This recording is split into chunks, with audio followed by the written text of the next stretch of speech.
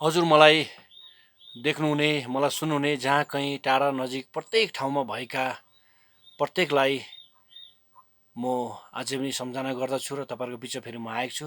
अब सुरु गर्नुभन्दा अगाडि तपाईँ हामी सबै मिलेर उहाँलाई भन्नेछौँ जय मसीह। अनि अब विशेष तपाईँहरूलाई मैले जहिले पनि वचन सुनाउने होइन, वचन आज कसरी पढ्नुपर्ने हो, कसरी ज्ञानी बनिनु पर्ने हो र वचनभित्र कस्तो कस्तो कुराहरू छ त्यो कुराहरू सिकाउने गर्छु म तपाईँहरूलाई।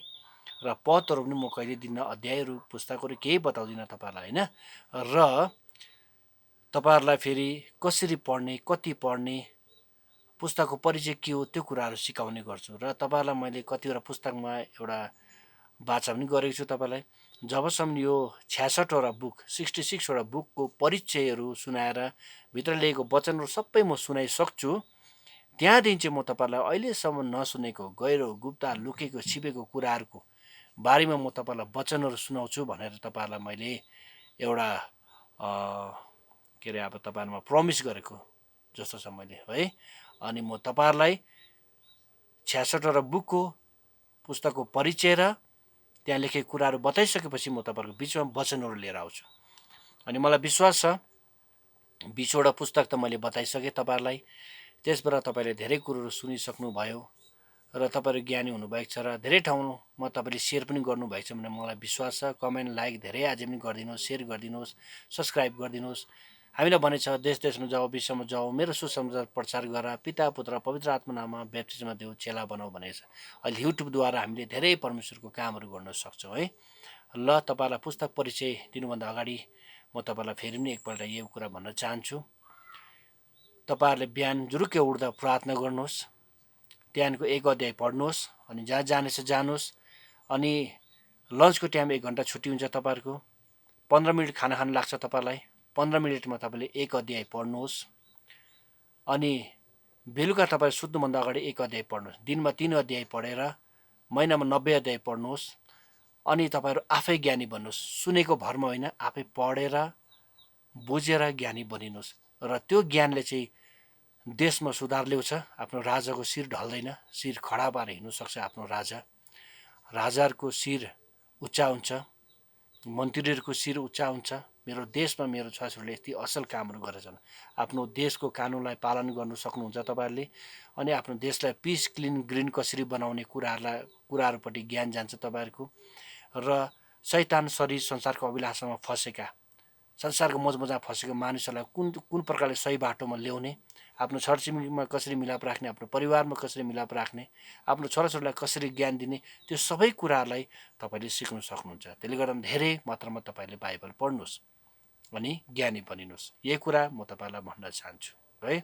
हुन्छ, अब म पुस्तकको परिचयपट्टि लागिरहेको छु। मलाई विश्वास छ अब तपाईँहरू ध्यानसँगले सुन्नुहुनेछ है। अनि उपदेशकको पुस्तकपट्टि अब हामी जाँदैछौँ 21औं पुस्तकमा, मतलब 21वटा पुस्तकमा हामी पुगेका छौँ। उपदेशकको पुस्तकमा एक दार्शनिकको विचार हामी पढ्न पाउँछौँ। पुस्तकको परिचय मैले स्टार्ट गरेँ र यसमा चाहिँ दर्शनको बारेको कुराहरूलाई पनि हामीले बुझ्न सक्छौँ भन्ने कुराहरू छ यहाँनिर है। अनि मनुवा जाति कति छोटो है छ अनि कति धेरै अमिल्दा है र विषयहरूले बनिएको छ भन्नुको अर्थ, अमिल्दा भन्नुको अर्थ नमिलिकन बस्ने है, छोटो जीवन भएको व्यक्ति तर पनि संसारमा किन चाहिँ यस्तो भएर बस्ने है, किन ज्ञानी नबनिने त भन्ने कुराहरूलाई पनि यसमा जोड दिएको छ। बुझ्नु रहेछ। जीवनमा रहस्य छ। यो वचनको पुस्तकले एउटा रहस्यको कुराहरू पनि हामीलाई सिकाएको छ। अन्याय छ अनि एउटा भ्रष्टाचार पनि छ। एउटा के छ अरे, एउटा रहस्यको कुराहरू छ, एउटा अन्याय भन्ने कुराहरू, एउटा भ्रष्टाचारको कुराहरू पनि पाउन सक्नुहुन्छ। अनि यो सबैलाई हेरेर दार्शनिक भन्छन्। यो कुराहरूलाई एउटा दार्शनिकको रूपमा हामीले बुझ्न सक्छौँ। सबै कुरा व्यर्थै छ, जे जस्तो भए तापनि आज कुरा व्यर्थै छ। संसारमा बसुन्जेल केही दिन त हामी राम्रो काम गरौँ भन्ने कुरा सिकाएको छ। तर लास्टमा सबै कुरो सकेर जति गरे काम त तपाईँको व्यर्थ जाला। तर ज्ञान जसलाई बाँड्नु भएको छ, ज्ञानी बनेर राम्रो काम गर्नुहुन्छ, त्यो कहिले पनि तपाईँको नष्ट हुँदैन। अनि स्वर्गीयमा तपाईँले अमरत्व जीवन प्राप्त गर्नु सक्नुहुन्छ। परमेश्वरपट्टि जाने बाटो चाहिँ तपाईँ तयार गर्नुभयो है। तर यही लेखकले कडा परिश्रमको महत्त्वबारे अति नै जोड दिएका छन्। जो लेखक हुनुहुन्छ उहाँले यस कुरामा धेरै जोड दिनुभएको छ। अनि परमेश्वरका दान वरदानहरू खुसी साथ ग्रहण गर्नुपर्छ र अभोग गर्नुपर्छ भनी सिकाएका पनि छन् यो कुरामा है। अनि दार्शनिकका धेरै विचारहरू निराशाजनक र नकारात्मक देखिन्छन्। जीवनका समस्या र सङ्कटहरूले यस पुस्तकद्वारा चाहिँ है बाइबलमा स्थान पाएका छन्। अनि ती सबै प्रश्नका उत्तर पनि मानिसहरूले बाइबलबाट नै निकालेका छन्। अनि आज संसारमा जब नयाँ नियममा प्रभु यीशु मसीह आएको कुरा हामी देख्छौँ, उहाँको सुसमाचार पुस्तक चाहिँ हामीले मेन पालन गर्नुपर्ने मत्ती, मर्कुस, लुका, योना है। र आज उहाँ जब शासकहरूसँग, धर्मगुरुहरूसँग, मुखिया पुजारीहरूसँग, धेरै धेरै ठुल्ठुलो ज्ञानीहरूसँग बात गर्दा कसरी सही सही जवाब दिनुहुन्थ्यो? किन उहाँ ज्ञानी हुनुहुन्थ्यो। यौना 1:1 भनिन्छ आदिमा वचन थियो, वचन परमेश्वरसँग थियो र वचन परमेश्वर नै हुनुहुन्थ्यो है। र उहाँ परमेश्वरको दोस्रो रूप हुनुहुन्थ्यो। र त्यसले गर्दामा चाहिँ उहाँमा ज्ञान ठिक थियो, ठिक जवाब दिनुहुन्छ। त्यस्तै गरेर तपाईँले धर्मशास्त्र पढ्नुभयो भने के हुन्छ, तपाईँले ठिक कुन बेला कुन जवाब दिनुपर्ने हो, सही जवाब, त्यो कुराहरूलाई बुझ्न सक्नुहुन्छ। जसरी तपाईँको देशको निम्ति लड्ने, देशलाई बचाउने एउटा आज त्यहाँ नायक छ है। र त्यस्तै गरेर उहाँहरूले आफ्नो देश बचाउनको निम्ति कस्तो ज्ञान प्रयोग गरे होला, त्यस्तो ज्ञानी तपाईँहरू बन्नु सक्नुहुन्छ। अनि परमेश्वरमा नै हामी जीवनको साँचो अर्थ र उद्देश्य पाउन सक्छौँ भनेर हामीलाई परिचय अझै दिइरहेको छ पुस्तकले। उपदेशकको पुस्तकको परिचय सकेको छ र म अब तपाईँहरूलाई त्यहाँभित्र पढेपछि कस्तो कुराहरू हामी बुझ्न सक्छौँ, दिनमा 3 अध्याय पढ्दा चाहिँ कस्तो कुराहरू बुझ्न सक्छौँ, यो कुराहरूको बारेमा म तपाईँलाई बताउन चाहन्छु। एउटा कुरा यस्तो बुझ्न सकिन्छ, यहाँ सबै कुरा व्यर्थ हुन् भन्ने कुराहरू, के कुरा व्यर्थ, कस्तो कुरालाई व्यर्थ भनेको छ, त्यो कुराहरूलाई बुझ्न सक्नुहुन्छ। अनि उपदेशकको अनुभव चाहिँ कस्तो कुराहरूमा थियो, त्यो कुरा बुझ्न सक्नुहुन्छ है। सुख विलास व्यर्थ हुन् भन्ने छ। सुख विलास व्यर्थ हो कि होइन? हामी सुख चाहिँ हाम्रो लागि खोज्नु हुँदैन, के खाउँ के लाउँ भनेर खोज्नु हुँदैन। चराचुरुङ्गीहरूलाई हेर्नुहोस् न तपाईँहरू है। आज चराचुरुङ्गीहरूले के खाउँ के लाउँ भन्छ, भन्दैन नि।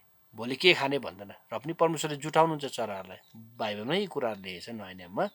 अनि लिली फुलहरूको विषयबाट लाउने, उनले केही कुरा लुगा पहिरिँदैन, तर पनि त्यो कति राम्रो हुन्छ। मान्छेले घरभित्र सजाउँछ, घरको बाहिर फुल गार्डनहरू बनाएर सजाउँछ, त्यो देखेपछि कति मान्छेलाई खुसी बनाउँछ, कति मगमग गन्धहरू दिइरहेको हुन्छ।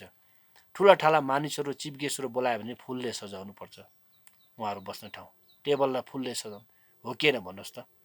त्यसले गर्दामा आज उहाँहरूले के खाउँ के लाउँ भन्ने छैन। र हामी पनि त्यही कुराहरूको विषयमा पनि जोड दिएको छ यहाँनिर है। त्यसले गर्दा त्यो कुरालाई व्यर्थै हो। हामीले साँचो परमेश्वरको पछि लाग्नुहोस् न, तपाईँले आफ्नो निम्ति केही नमाग्नुहोस् है। उपदेशकले चाहिँ यो कुरा सिकाउँछ है कि आज तपाईँले सिर्फ परमेश्वरको खोजी मात्रै गर्नुहोस् त। उपवास बस्नुहोस्, प्रार्थना गर्नुहोस् है। अनि भिजिट जानुहोस्, नयाँ मान्छे बिग्रेको मानिसहरूलाई बोलाउनुहोस्, ब्रेकफास्टमा, लन्चमा, डिनरमा बोलाउनुहोस्, उहाँहरूसँग राम्रो व्यवहार गर्नुहोस्, मिलमिलाप राख्नुहोस्, ज्ञानको कुराहरू सिकाउनुहोस्। जब अर्कोलाई ज्ञान दिनुभयो भने तपाईँको खोजी परमेश्वरले गर्नुहुन्छ, यो मेरो निम्ति जिउँदैछ भनेर, बुझ्नुभयो। अनि तपाईँहरूलाई कस्तो खालको धनको बिटा दिने हो, परमेश्वरको आशिषद्वारा तपाईँले सोच्दै नसोचेको कामहरू हुनसक्छ। आमेन। र अब अर्को कुरा, बुद्धि र मूर्खता व्यर्थका हुन् भन्ने छ। बुद्धि र मूर्खता व्यर्थको। बुद्धि पनि 2 किसिमको छ नि। कुन कुरोमा लाउने? शैतान शरीर संसारको अभिलाषापट्टिको बुद्धि लाउने हो कि परमेश्वरबाट बुद्धि। अनि कतिवटा बुद्धिहरू व्यर्थै छ भन्ने कुराहरू बुझ्न सक्नुहुन्छ है। अनि परिश्रम पनि व्यर्थै हो। कस्तो खालको परिश्रम चाहिँ व्यर्थै हो, त्यो कुराहरू पनि हामीलाई सिकाएको छ यहाँ। प्रत्येक कुराको लागि समय छ। अनि मृत्युको बारेमा पनि एउटा समयको कुराहरू हामी यहाँनिर बुझ्न सक्छौँ है। अनि अत्याचार, परिश्रम अनि मित्रहीनता भन्ने कुराहरूको विषयमा बुझ्न सक्छौँ। अनि प्रगति व्यर्थै हो भन्ने कुराहरूको बारेमा पनि बुझ्न सक्छौँ हामी यहाँनिर। कस्तो कस्तो प्रगति चाहिँ व्यर्थै हो त? परमेश्वरको भयमा बस्नु भन्ने कुराहरूलाई जोड दिएको छ यहाँनिर है। अनि फेरि एउटा छ भाकलको बारेमा धेरै कुरा छ। भाकल भन्दा प्रमिस, कसम है। अनि धन सम्पत्ति पनि व्यर्थै हुन् भन्ने कुराहरूको बारेमा पनि हामी यसमा बुझ्न सक्छौँ। बुद्धिको श्रेष्ठताको बारेमा, मृत्युको बारेमा धेरै कुराहरू तपाईँहरूले आज उपदेशकबाट सिक्न सक्नुहुन्छ। अनि राजाको आज्ञा पालन गर्नमा शिक्षा कस्तो कस्तो पाउनुपर्ने त्यो कुराहरू नै बुझ्न सक्नुहुन्छ। अनि मृत्युको बारेमा पनि कुरा बुझ्न सक्नुहुन्छ है। मूर्खता भन्दा चाहिँ बुद्धि चाहिँ ठुलो हो भन्ने कुराहरूलाई पनि यसमा जोड दिएको छ उपदेशकको पुस्तकले। पानीमाथि अन्ना फल्छ जस्तो लाग्छ तपाईँहरूलाई? र पढ्नुहोस्, बुझ्नुहुन्छ तपाईँहरूले है। अनि त्यस्तो कुराहरू बारेमा, पानीमाथिको अन्नाको बारेमा पनि कुराहरू बताएको छ यहाँ है।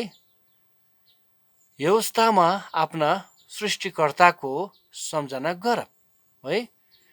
व्यवस्था भन्नु त समय हुँदा नै, तपाईँको सास हुँदा नै, संसारमा बसुन्जेलमै तपाईँको ज्यान सही सलामत हुँदा नै परमेश्वरको सृष्टिकर्ताको चाहिँ सम्झना हामीले गर्नु कहिले भुलिनु हुँदैन। सबै कुराको निष्कर्ष भन्ने कुराहरू पनि छ है। त्यो कुराहरूलाई बुझ्न सक्नुहुन्छ। धन्यवाद। पुस्तकको परिचय, पुस्तकभित्र लेखेको कुराहरू तपाईँलाई मैले बुझाइसकेको छु। मलाई विश्वास छ तपाईँहरूले दिनमा 3 अध्याय पढ्नुहुन्छ, महिनामा 90 अध्याय ज्ञानी बनिनुहुन्छ। देशमा, छरछिमेकीमा, परिवारमा, बिग्रेको नाचेहरूको प्रत्येक साथमा ज्ञानलाई प्रयोग गरेर हरेक कुरामा तपाईँले सुधार, प्रगतिहरू ल्याउनुहुन्छ, विकास ल्याउनुहुन्छ भन्ने मलाई विश्वास छ। धन्यवाद। अनि जतिजनालाई मन पर्यो कमेन्ट, लाइक, सेयर गरिदिनुहोस्, सब्सक्राइब गरिदिनुहोस्, धेरै ठाउँमा पुऱ्याइदिनुहोस्। फेरि पनि अन्तिममा भन्न चाहन्छु, बाइबलमा भनिन्छ देश देशमा जाऊ, विश्वमा जाऊ, मेरो सुसमाचार प्रचार गर, पिता पुत्र पवित्र आत्माको नाममा बप्तिस्मा देऊ, चेला बनाऊ भन्नेको छ। अनि यो कुरालाई चाहिँ हामीले बुझ्नुपर्छ है। युट्युबद्वारा पनि हामी मानिसहरूलाई धेरै परमेश्वरको चेला बनाउन सक्छौँ, ज्ञानमा हिँडाउन सक्छौँ। धन्यवाद भन्दै अनि तपाईँ हामी मिलेर फेरि पनि उहाँलाई भन्नेछौँ, जय मसीह। Thank you so much.